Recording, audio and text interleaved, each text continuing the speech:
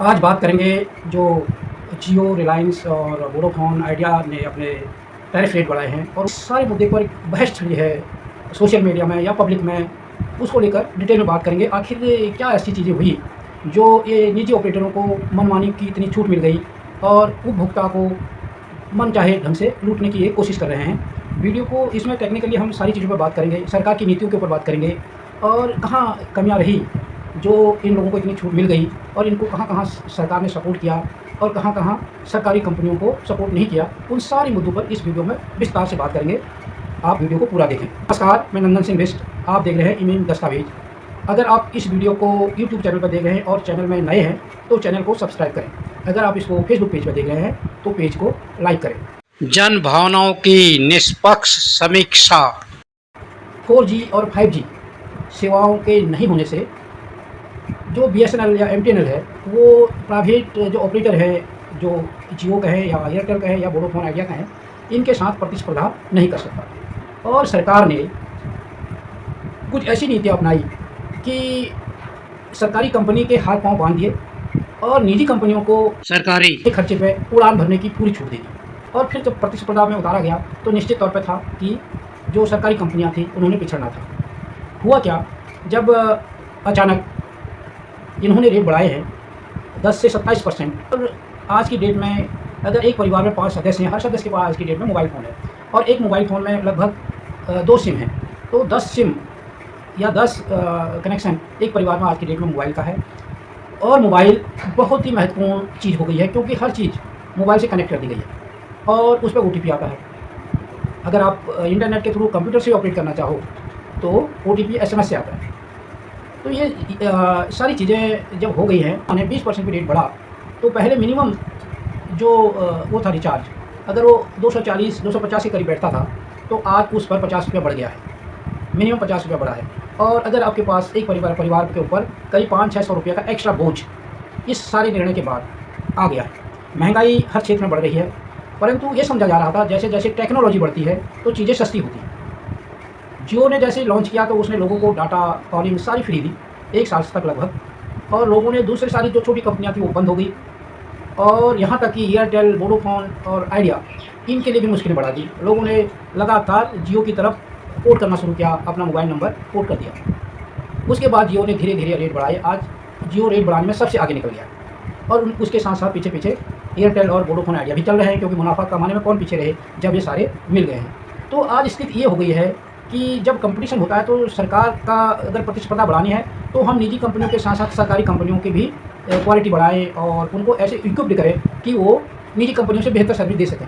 परंतु MTNL और BSNL के साथ, जिनका सबसे बड़ा बेस था दूरसंचार क्षेत्र में और एक प्रॉफिट मेकिंग कंपनियाँ थी, नवरत्न कंपनियों में से थे जो भारत सरकार की, उनको इस तरीके से बांध के रख दिया। उनसे कहा कि आप अपना सॉफ्टवेयर अपग्रेड नहीं कर सकते, क्योंकि MTNL और BSNL ही को कंपनियां थी जिन्होंने सबसे पहले 3G सेवा इंडिया में लाई। जब ये सारी निजी कंपनियां 2G में थी तो BSNL और MTNL ने 3G सेवा देना शुरू कर दिया।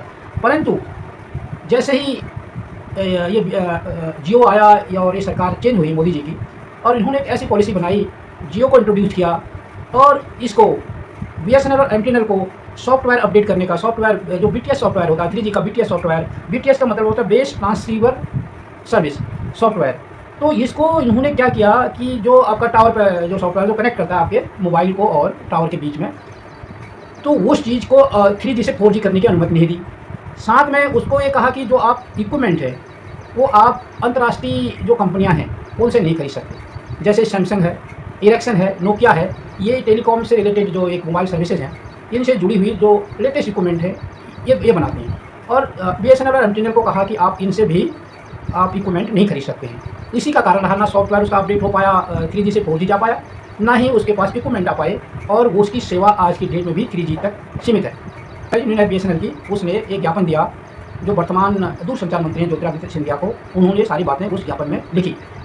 और दूसरी चीज़, जो पिछले दूरसंचार मंत्री थे उन्होंने कहा था कि उन्होंने कहा कि कुछ ही हफ्तों के अंदर हम पूरे जो BSNL और MTNL का नेटवर्क है इसको, मई 2023 में उन्होंने कहा था कि हम इसको 4G में कन्वर्ट कर देंगे और दिसंबर 2023 तक BSNL और MTNL 5G सर्विस देश को दे पाएगा और दे देगा। परंतु आज तक की स्थिति ये है कि वो अभी भी 3G पर है, कोई भी उनका सॉफ्टवेयर अपडेट नहीं हुआ और ना ही वो बाहर की कंपनियों से लेटेस्ट इक्विपमेंट खरीद सकते हैं। जब टैरिफ रेट बढ़ गए हैं, अगर लोग चाहें कि वो BSNL का सिम खरीदें, वो MTNL का सिम खरीदें या उसमें पोर्ट करें, सरकार ने ये सारी चीज़ करने के साथ-साथ जो MNP मोबाइल नंबर पोर्ट की जो पॉलिसी थी वो भी चेंज कर दी, ताकि जो प्राइवेट ऑपरेटर हैं उनके कस्टमर शिफ्ट होके BSNL या MTNL की तरफ ना जा सकें। उसमें थोड़ा-सा उसकी जो शर्तें हैं वो कठिन करनी है, जैसे कि पहले आसान थी। परंतु उन कठिन शर्तों को भी पार करके लोग इस सारे बर्डन से बचने के लिए कोशिश करेंगे। अब ये है कि अब अगर आप आज की डेट में निजी ऑपरेटरों को छोड़कर BSNL या MTNL की तरफ जाते हैं, तो आपको किन-किन बातों का ध्यान रखना पड़ेगा। क्योंकि अब BSNL और MTNL के पास जो सेवाएँ हैं वो 3G हैं, और जो ये जियो, एयरटेल, वोडाफोन ये 5G की ओर बढ़ रहे हैं, 4G सेवाएँ दे रहे हैं। और 5G का अभी 25 मई को स्पेक्ट्रम का ऑक्शन सरकार ने किया है। वो ऑक्शन भी जो 96,000 इकोनॉमिक्स टाइम की 26 की तारीख में ये छपा है कि जो ऑक्शन था सरकार का 96,000 करोड़ का, वो निजी कंपनियों ने उठाया केवल 11,300 करोड़ में, यानी उसमें भी लगभग 85,000 करोड़ का नुकसान ऑक्शन में सरकार ने उठाया है। यानी निजी कंपनियां दोनों हाथों से लूट रही हैं, सरकार को भी लूट रहे हैं, उपभोक्ता को भी लूट रहे हैं। जबकि इन कंपनियों के पास ऐसा कोई बर्डन नहीं था कि ये रेट बढ़ाते। अगर पिछला फाइनेंशियल ईयर देखा जाए तो जियो ने का जो नेट प्रॉफिट था वो लगभग 20,000 करोड़ का रहा, और एयरटेल का था करीब 7,000 करोड़ से भी ज़्यादा, और जियो का था 20,000 करोड़ से भी ज़्यादा। मुनाफे के बावजूद भी उन्होंने उपभोक्ता के ऊपर बोझ बढ़ाया है। अब ये है कि अगर पोर्ट करते हैं BSNL और MTNL की तरफ, तो हमको समझना पड़ेगा जो 3G, 4G, 5G इनमें वो क्या है, अंतर क्या है। इनमें अंतर कुछ नहीं है, अंतर है रेट ऑफ डाटा ट्रांसमिशन का। और इसीलिए जो पहले हम 3G, 2G और 3G यूज़ करते थे, उसमें डाटा बहुत कम होने के बावजूद भी काफ़ी दिन चल जाता था। और आज की डेट में जो आप 4G भी यूज़ कर रहे हैं, तो आपका 2 GB डाटा भी अगर ऑपरेटर दे रहा है, तो वो भी आपको कुछ देर बाद मैसेज आने लगता है कि आपने 50% कंज्यूम कर दिया है, आपने 75% कंज्यूम कर दिया, आपने आज का डाटा पूरा कंज्यूम कर दिया है। फिर मैसेज आने लग जाते हैं कि आपको और डाटा चाहिए, तो आप वो कर सकते हैं, डाटा ले सकते हैं। तो ये चीज़ है कि जो स्पीड है, ये डाटा ट्रांसमिशन की स्पीड है। 3G में डाटा ट्रांसमिशन की स्पीड बहुत कम है, 4G में ज़्यादा है, 5G में और भी ज़्यादा हो जाएगी। यही कारण है कि जब हमारे पास 2G में हम केवल SMS भेज पाते थे, 3G आई तो हमने उसमें चैटिंग शुरू की, कुछ फ़ोटोज़ भेजना भी शुरू कर दिया, और उसमें मैसेंजर और व्हाट्सएप और इनका काम होना शुरू हुआ था। और जैसे 4G आया तो आपने देखा वीडियोज़ आनी शुरू हो गई, यूट्यूब और ये रील्स और ये सारी चीज़ें आनी शुरू हुई, क्योंकि उसमें जो ट्रांसमिशन स्पीड थी वो बढ़ गई, और आप वीडियो सारी भेज सकते हैं। इसीलिए उसमें जो डाटा कंजम्पशन है वो भी बढ़ा।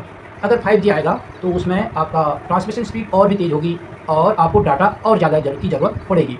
तो अगर आपका काम SMS से चल सकता है, छोटे मोटे रिटर्न मैसेजेस से चल सकता है, तो आप आसानी से MTNL और BSNL में अपने नंबर को पोर्ट करके, जो OTP का पंगा है, तो आपके नंबर कई सर्विसेज से जुड़े हुए हैं वो हुआ है, वो उससे जोड़ सकते हैं और इस महंगे सेवाओं से बच सकते हैं।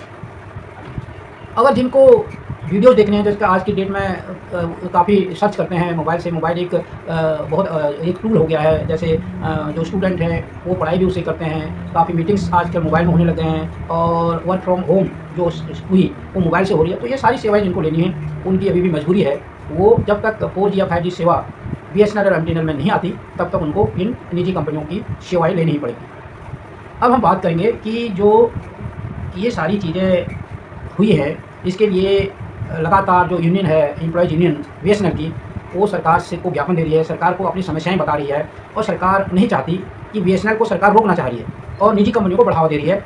निजी कंपनियों को बढ़ावा यही नहीं दिया, जो स्पेक्ट्रम होता है, कि स्पेक्ट्रम का ऑक्शन होता है, वो आप लोगों ने सुना होगा।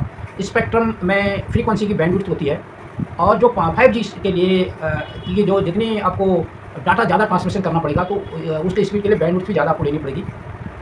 और जैसे जो भी वायरलेस कम्युनिकेशन होता है, चाहे आपका रेडियो चल रहा है वो भी बिना वायर के है, आपका TV सिग्नल आ रहे हैं, या फिर वो जो वॉकी टॉकी का होता है, या फिर आपके डिफेंस के हैं, जितने भी वायरलेस कम्युनिकेशन है, उसके लिए फ्रीक्वेंसी एक रेंज फिक्स की जाती है, और उसी को एक स्पेक्ट्रम बोलते हैं। तो अभी 5G के लिए एक रेंज फिक्स कर दी गई है। जो 5G का ट्रांसमिशन होगा वो होगा 10 GHz रेडियो यूज में, तो बहुत ज़्यादा होगा। इसका जो होगा रेंज, जो इसके जो वो होगी फ्रीक्वेंसी रेंज होगी, वो 800 मेगाहर्ट्ज़ से शुरू होगी, और 26 GHz के बीच में होगी। इसमें 8 बैंड होंगे, 8 बैंड में जो 5G सर्विस प्रोवाइड करेंगे ये निजी कंपनियां। तो इनका ऑक्शन हुआ, और सरकार ने जो निर्धारित किया था कि 96,000 करोड़ में इसका ऑक्शन किया जाएगा, और जब बोली लगी तो फाइनल किया इसको 11,300 करोड़ में। यानी उस ऑक्शन में भी सरकार ने इनकी सरकारी खजाने को 85,000 करोड़ का नुकसान पहुंचाया, जबकि सरकार को अगर नहीं मिला था, सरकार होकर इसको बीएसएनएल और एमटीएनएल को दे सकती थी, परंतु वो भी नहीं किया। बीएसएनएल जो निजी ऑपरेटर है वो भी पैसा कोई बैंकों से लोन लेके लगा रहे हैं, उसके बाद उनका कर्ज माफ़ किया जा रहा है लाखों करोड़ रुपया। सरकारी कंपनियाँ, उनको सॉफ्टवेयर अपग्रेड करने की अनुमति नहीं दी जा रही है, उनको इंटरनेशनल मार्केट से इक्विपमेंट खरीदने की, एडवांस इक्विपमेंट खरीदने की इजाज़त नहीं दी जा रही है। अब खबर यह है कि बीएसएनएल ने पंजाब में टीसीएस के माध्यम से, जो सॉफ्टवेयर डेवलपिंग कंपनी है, और सी डॉट की मदद से पंजाब में 4G सेवा शुरू कर दी है। और उसने पिछले साल वहाँ पर जो पंजाब में उसने सर्विस दी है, उसमें उसने करीब 8 लाख नए यूज़र ऐड किए हैं अपने। तो पंजाब स्टेट में बीएसएनएल 4G सेवा दे रही है। बाकी जगह लगातार जो उसका जो कर्मचारियों का संगठन है वो प्रेशर डाल रहा है, उसने ज्ञापन दिया है, जैसे इन्होंने रेट बढ़ाए कि भाई हमको इसको हमें भी प्रतिस्पर्धा में लाया जाए और सॉफ्टवेयर हमारे अपडेट करा दिए जाए, और हमको जो इंटरनेशनल मार्केट में जो अत्याधुनिक इक्विपमेंट है वो परचेज करने की इजाज़त दी जाए। अब ये देखना है कि सरकार क्या सरकारी कंपनियों को इस स्तर पर लाती है या फिर अपने जो निजी कंपनियां हैं उन्हीं को ही बढ़ावा दे रही है। क्योंकि सरकार का, जैसे हमने अभी इलेक्ट्रॉल बॉन्ड में देखा, इलेक्ट्रॉल बॉन्ड में किस तरीके से एक अंडरस्टैंडिंग थी कि आप चंदा दो और आपको धंधा मिलेगा। तो कहीं ना कहीं जितने भी निजी कंपनियां हैं, चुनाव सरकार बनाने के लिए चुनाव जीतना जरूरी है। चुनाव जीतने के लिए आज की डेट में पैसा जरूरी है, और पैसा सरकारी कंपनियां तो देंगी नहीं, निजी कंपनियां देंगी, और निजी कंपनियों जो पैसा देंगी तो वो वसूलेंगी कहाँ से। तो सरकार इस तरीके से, जैसे 85,000 करोड़ का सरकारी खजाने को ऑक्शन के माध्यम से चुना लगा, ऐसे ही अब उपभोक्ता को इस जो अभी 10 से 27% बढ़ा है, तो उससे करीब बताया जा रहा है कि 40,000 करोड़ के आसपास का बर्डन, वो एक्स्ट्रा इनकम इन निजी ऑपरेटरों की होगी उपभोक्ताओं के माध्यम से। साथ ही एक, जब हम सरकारी जो कंपनी को बाहर कर देते हैं, तो जो ये पूंजीपति होते हैं, तो ये क्या करते हैं, इनकी जब मोनोपोली मार्केट में हो जाती है तो ये उत्पादक और उपभोक्ता दोनों को लूटने की कोशिश करते हैं। अगर जो किसान आंदोलन है, अगर उसको भी यहाँ से जोड़ने की ज़रूरत है। किसान एक उत्पादक है, वो फसल उगाता है, 6 महीने काम वो करता है, मेहनत करता है खेतों में। जब उसकी फसल तैयार होकर मंडी जाती है, तो मंडी में भी सरकार बहुत कम मात्रा में चीज़ों को खरीदती है, और सारी चीज़ें इन जो पूंजीपति हैं उनके हाथों में छोड़ दी जाती है। पूंजीपति अपनी अंडरस्टैंडिंग बनाकर जो एमएसपी होती है उससे भी नीचे प्राइस में उसको, उनके उत्पाद को खरीदते हैं। उसके बाद सरकार ने एक और कोशिश की, जो थी उसकी जमाखोरी। पहले क्या था कि एक लिमिट थी कि आप इतने से ज़्यादा जमा नहीं कर सकते हैं, और ताकि कालाबाजारी पर रोक लग सके। अब सरकार ने उसकी भी छूट दे दी। तो उससे क्या होता है कि ये पूंजीपति मार्केट से जो उत्पाद है उसको, उसका भंडारण कर देते हैं, और मार्केट में जैसे उसका अभाव होता है और डिमांड बहुत ज़्यादा बढ़ जाती है, तो उसको ज़्यादा रेटों में मार्केट में बेचते हैं। जो मार्केट में महंगाई बढ़ती है, उसका एक कारण ये भी है कि पूंजीपतियों का इससे मुनाफा बढ़ता है, और उपभोक्ता को लूटने का एक अवसर इन पूंजीपतियों के पास आ जाता है। तो ये जिस तरीके की जो नीतियाँ हैं, एक तो जमाखोरी, दूसरा सरकारी कंपनियों को कमज़ोर करके निजी कंपनियों को बढ़ावा देना, ये दोनों नीतियों से उपभोक्ता और उत्पादक दोनों की कमर तोड़ी जा रही है, और केवल पूंजीपतियों को बढ़ावा दिया जा रहा है। ये इसके लिए सबको, जितने भी उपभोक्ता हैं, उन्हें चाहिए कि वो लगातार सरकार के ऊपर दबाव डालें, और सरकारी कंपनियाँ पूरी प्रतिस्पर्धा में इनकी बराबरी करें। इसके लिए उनको छूट दी जाए, उनको वित्तीय मदद दी जाए, और सरकारी जो संस्थानें हैं उनको मजबूत किया जाए, ताकि निजी कंपनियों और पूंजीपतियों का जो दबाव है, जो उनकी एक नीति है उपभोक्ता और उसको उत्पादक को लूटने की, वो कम हो। क्योंकि सरकारी कंपनियां अगर उत्पादक से परचेज करना शुरू कर देंगे, तो निजी कंपनियों को, पूंजीपतियों को मार्केट में रहने के लिए सामान उठाना पड़ेगा उत्पादक से, और उत्पादक को अच्छा रेट मिलेगा। तो इसलिए अगर उत्पादक को बचाना है, अगर उपभोक्ता का उत्साह बढ़ाना है, तो ज़रूरी है कि सरकारी कंपनियों को भी अत्याधुनिक तरीके से निजी कंपनियों के बराबर इक्विपमेंटों से लेस करना पड़ेगा और सेवाओं से लेस करना पड़ेगा। आपकी इसमें क्या राय है, आप अपनी टिप्पणी में जरूर लिखना। अगर आपको हमारी वीडियो पसंद आई हो तो इसे लाइक करें और ज्यादा से ज्यादा शेयर करें, ताकि बाकी लोगों तक भी ये जानकारी पहुंच सके। हमारे चैनल को सब्सक्राइब करना बिल्कुल ना भूलें, और हमारी वीडियोस को सबसे पहले देखने के लिए बेल आइकन को भी जरूर प्रेस करें।